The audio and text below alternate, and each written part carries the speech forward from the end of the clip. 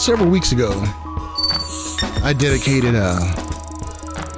first part of my program in remembering someone who has really helped me in the tech world.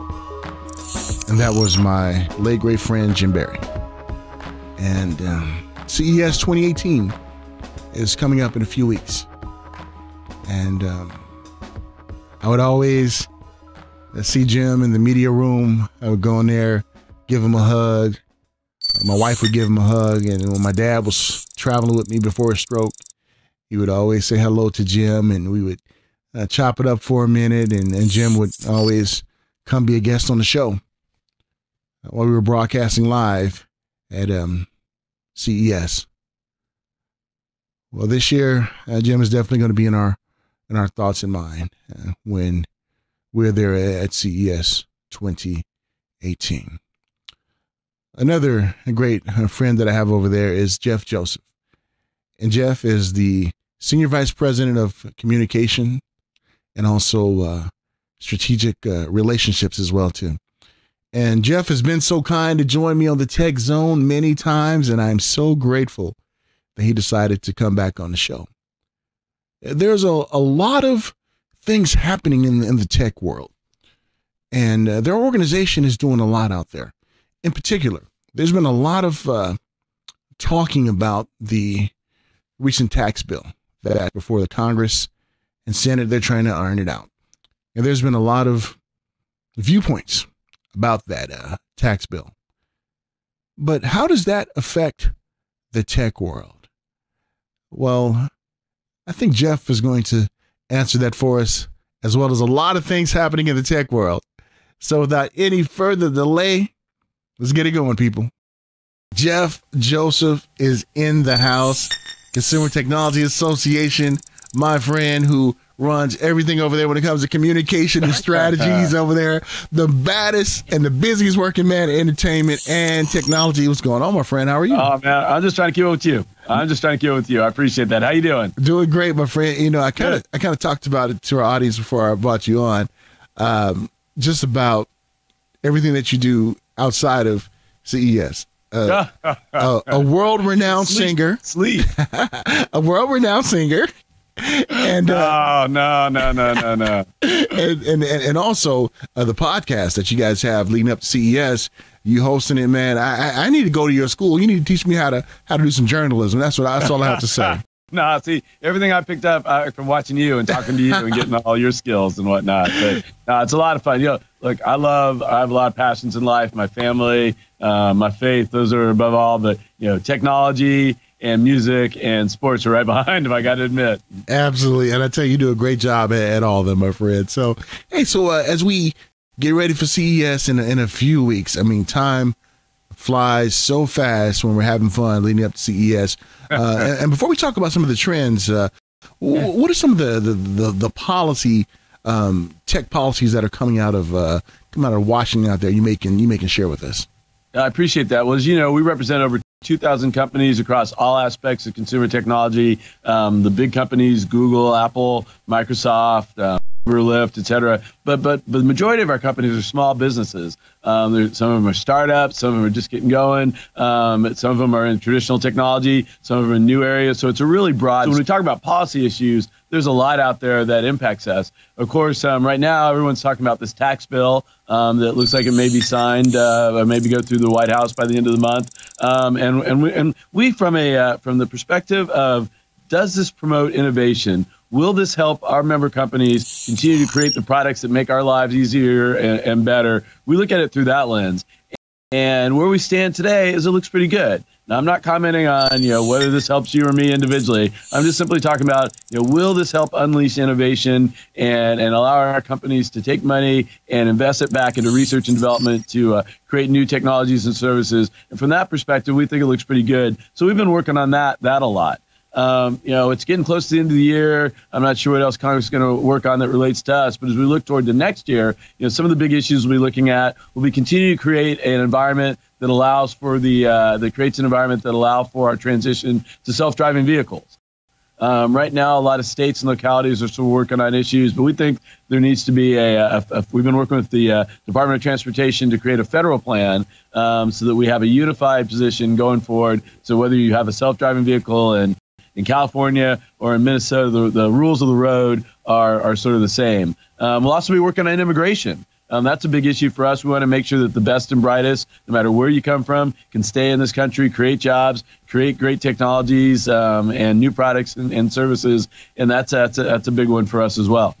Well said. So you guys are always busy over there. What's going on? Yeah, and then let's talk about for every minute about autonomous cars and trying to make sure that everybody's speaking with one voice, no matter what state that you live in. How difficult is that to kind of get everybody on the same page? Because I would say like certain states or certain representatives may have concerns that we here in California or you in D.C. and Virginia area don't have. So how do you kind of marry those things together to come up with something comprehensive that all can agree upon?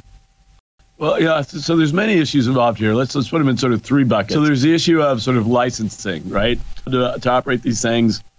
How do you register them to be on the road? And that has always been a state and local issue. That should remain the same. You shouldn't have to go to the federal government to get a license to sit in and operate a self-driving vehicle. There are issues around the technology and making sure that the technological infrastructure that we need. So again, as you use sensors and infrastructure moving from California to Nevada, that is consistent. That ought to be a federal issue, right? You don't want California having one set of sensors and data collection and monitoring, and Nevada having something completely different. So the system's got to continue to work when you drive across state lines. And then there's the all-important issue, the primary issue of safety. And that's where the federal government has always been involved. They've always been the ones to sort of set standards for airbags, for seatbelt use, however you want to define safety. And we believe that that's where the federal government has a role to play. So there is a role for from that licensing and registration perspective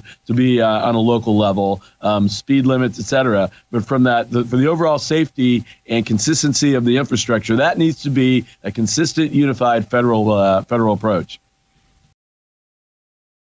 Glad you brought that up because, we may have never thought about that. All we're thinking about is like, hey, let me hop in the car so I can go to happy hour and get drove home and not get a ticket. But I'm glad you explained the process behind that and definitely enlightening us when it comes to that. And you touched on too about the new tax bill as well too. And this is an argument that I wish we would hear more of about unleashing innovation. Right. We are in the time where we're in the Internet of Things. Innovation is going to help us to see if we're going to be relevant in the world or we are not. Mm-hmm. Innovation is so important. And Jeff, just if you can talk to the viewer and the listener out there just about how important it is for us to be unleashing innovation, especially in the United States. That's absolutely right. Look, innovation leads to progress. Innovation creates jobs. Innovation keeps us competitive globally. And, we all have different political views, but these are issues that should not be, they should be nonpartisan. Well, I'll tell you what, we had an event here in Washington last night, our holiday party to come. And one of our board members who was there, who doesn't really come to Washington often, said, I can't believe it. I've been talking to these members of Congress all night, and I can't tell who's a Democrat and who's a Republican. And we said, that's the way it should be. Our issues should be nonpartisan because all we're trying to do is better the world and improve the world. Think of the way that the technologies on all the cool products that we're going to see at CES in a couple of weeks help better our world. Self-driving vehicles, right? We have over 3,000 vehicular deaths each year. Self-driving vehicles are going to address that. They're going to reduce that number dramatically. They're going to save lives. Drones are going in to monitor the horrific fires that are going on in California. They save lives by being able to identify what's on the ground and take the place of humans who would otherwise have to go into dangerous conditions. And even as we have worries about job loss due to automation, the truth is that history has shown that often technology and humans continue to work together. And even more than that we just don't know what new jobs are going to be created. Like I'm an old man, right? When I was in college, nobody talked about search engine optimization. That wasn't a job. No one knew what that was. Now that's a real job for people, right? Because technology created that opportunity. That is so true. And in one area too, I know a lot of concern when it comes to the tax bill is maybe like entitlements when it comes to Medicaid, Medicare, things like that. And this is my take on it, especially when it comes to, leads me to medical innovation. Mm-hmm. If we step up our research when it comes to medical innovation, we may not need the medications and the other things that are costing a lot that we depend on with these medical different innovation devices when it comes to different disabilities and things like that. I remember over 20 years ago, I went to the University of Miami for the University of Miami project when they were talking about for spinal cord injury regenerations and things like that. Uh-huh. Imagine if we unleash that innovation, we're able to really make strides in that. And ones like myself and others who have a spinal cord injury are able to get up and walk, get up and do certain things that we're not able to do right now. Throw these wheelchairs away. Just imagine the quality of life that would be when it comes to innovation. I don't think a lot of us really think of it in minds of innovation and what it can do for us. And I'm so glad that you brought that up, Jeff, because it even escaped my mind too. No, you're absolutely right. We represent the industry on these policy issues, our 2,000 member companies. And one of our victories this year was getting what's called a reimbursement for medical devices and for remote monitoring devices. So that means that physicians can be reimbursed by the government as they are for pharmaceuticals and I believe for biologics for the money spent on that and ultimately down. So making those accessible to consumers. So you can now have a monitoring device. It just makes the market more robust and encourages doctors. It makes it less expensive to provide these important devices to help monitor our health, to help keep us healthy, to help the elderly and those who are in home who need that constant monitoring. So you're absolutely right that by unleashing this innovation, by unleashing creativity, we can address these global issues, these great issues. We like to talk about it in terms of let's go humans. It's not the technology in itself. It's what the technology enables us to do, which is address some of these great issues. When we talked about job loss, I think, God bless them. I'm sure they do a great job. But one day, wouldn't it be great to see technology push all those wheelchair manufacturers out of a job? Absolutely. Absolutely. I agree with you 100% on that. It'll just be, wow, you and I can go play basketball together. Or what I can do is I can jam with you on stage, man. That's what I can do. Oh, man. I think my hoop days are over, but I appreciate that. Yeah. The sentiment is right on. Definitely. We can jam on stage with our music and everything because, there you go. And that's one thing I miss because of my injury. I used to be a keyboard player. So, my fingers being all bent up and everything, I can't do that, even though I've been using the different innovation when it comes to like Pro Tools and things like that. But I miss playing that Fender Rhodes, that Yamaha DX7 1 and 2. I miss all that, and it would be nice that innovation that we release can maybe one day allow me to do that again. Well, that's from your mouth to God's ears, and to the ears of the researchers and developers out there. I tell you, you've heard me say this before. One of the things I love about my job is I get to see some of that cool technology.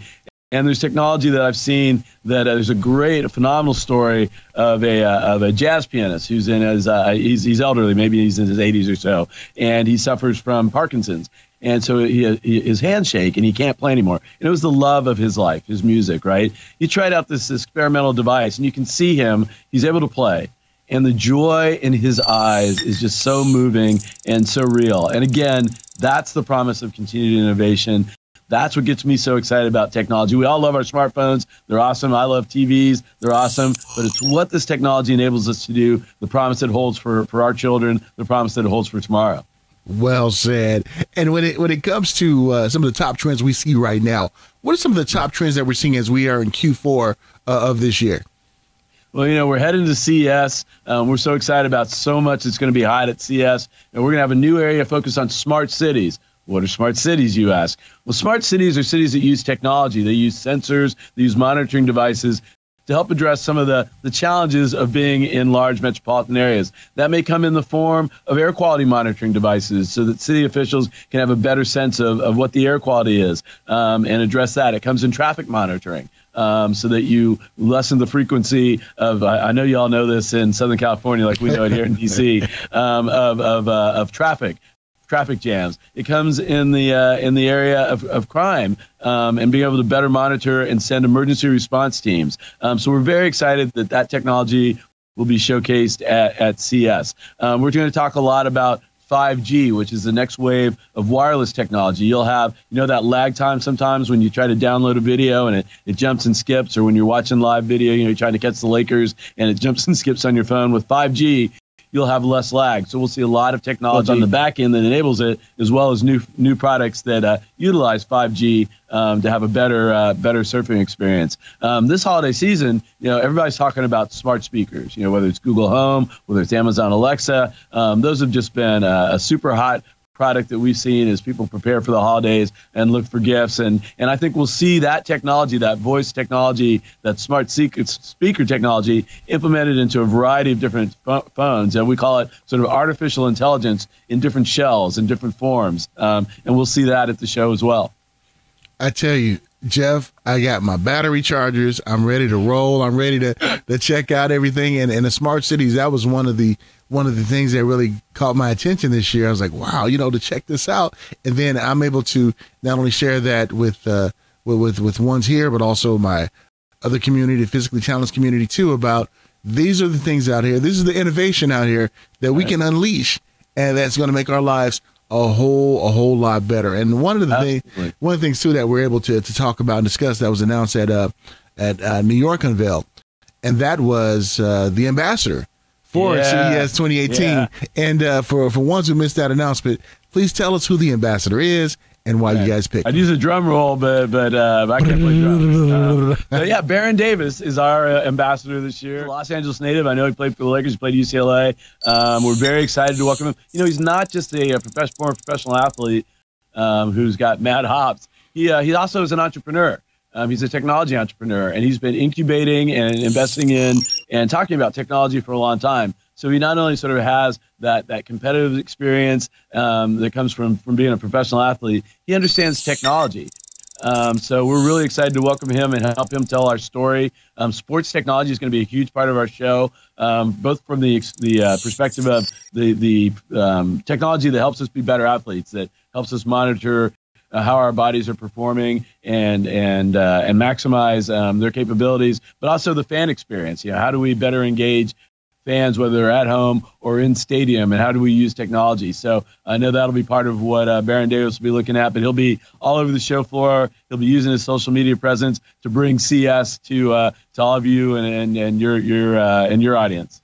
Awesome. And I was just the other day, I got an email from Money Mayweather's camp, and they were talking about something that Pretty Boy Floyd's gonna be doing at the Venetian, and I was like, wow, this is awesome, and you're seeing crazy. And you're seeing all these different athletes out there who are becoming techpreneurs and who are immersing in this, and that really has to just warm your heart, Jeff, because when you first started off at CES, when you guys started doing the show, to see where it is today. I mean, that gotta just blow your mind. But you're a smart guy. I know you foresaw this. I know you did. Yes, no, I appreciate the compliment. But we talk here that sometimes you're smart, sometimes you just get lucky. And I think we're a little bit of both. I mean, we definitely had a strategic plan to help grow the show. When I first started here back in the late '90s, think about where technology was. Right, we had a lot of televisions, we had a lot of car audio systems. We were moving into the digital area in audio. But we're on the cusp of what we call this digital revolution, right? Where we moved from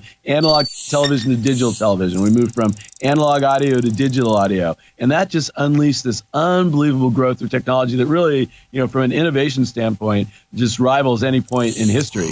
And over the past, in the good Lord, I'm old. In the 15, 20 years I've been doing this, it's just been unbelievable how we've seen technology now expand into every area of our lives. If you'd come to me 10, 15 years ago and say, you will have almost every major auto manufacturer at CES, I've been, why? But what are cars now? But sort of our roving technology, mobile technology platforms, right? We stay connected to them the same way we stay connected to our phone. We look at those cars and we're as excited about how do they integrate technology as we are about their overall performance and safety features, right? We have an area, as you know, called C-Space that welcomes the advertising, marketing, and content community to CES. Why? Because marketers need to understand how they'll use technology to both showcase their clients' products and their products, and also to help them reach their audience. And we talked about sports. You know, it is unbelievable as I walk across the show floor who I may run into. You know, I see Shaq there every year. I've seen Dennis Rodman. I've seen A-Rod.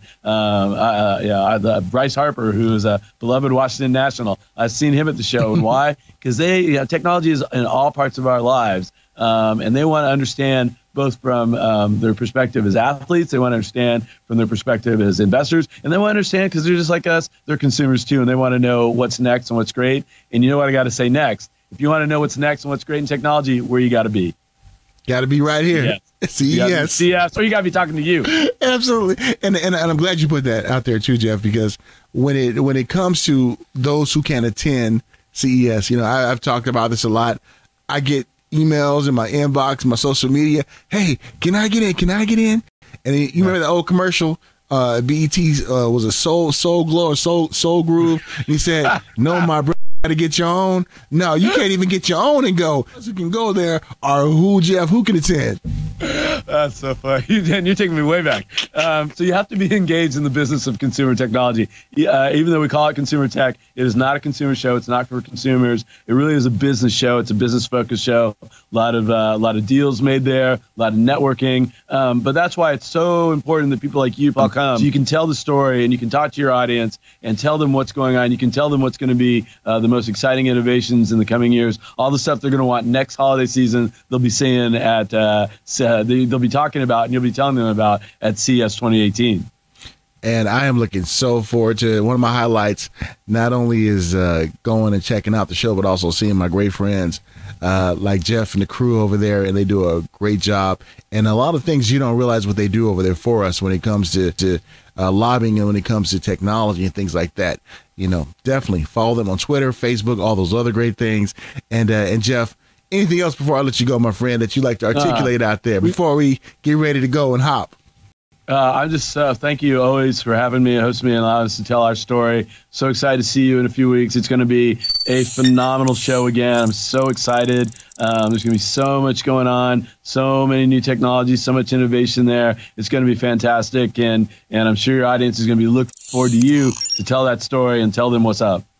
I am looking forward to that, and thank you for the privilege of allowing me to come back each and every year, my friend. Oh, man, thank you for the privilege of letting me be on your show, man. All right, we'll catch up soon.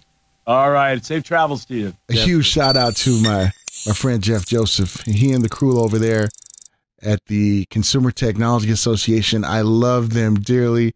Got to get a huge shout out to my buddy over there, Jamie Lilly. A well-known secret. Some of you know. Jamie Lilly is also the sister of our super producer, Christina Benjamin. And I'm telling you, the apple does not fall from the tree with these two ladies right here. They are salt to the earth. And I'm so happy to know both of them and the fine folks over at the Consumer Technology Association. And don't forget, we're going to do a lot of live broadcasting from the floor of CES 2018. You don't want to miss it. Jeff's going to join me, and a special night's going to be unveiled. And we're so happy to be able to stream some things from Unveiled this year so that you can see what's going on and what's it all about. All right, when we get back, we're going to tackle net neutrality. And what does that mean for you and me and for businesses? Stay tuned.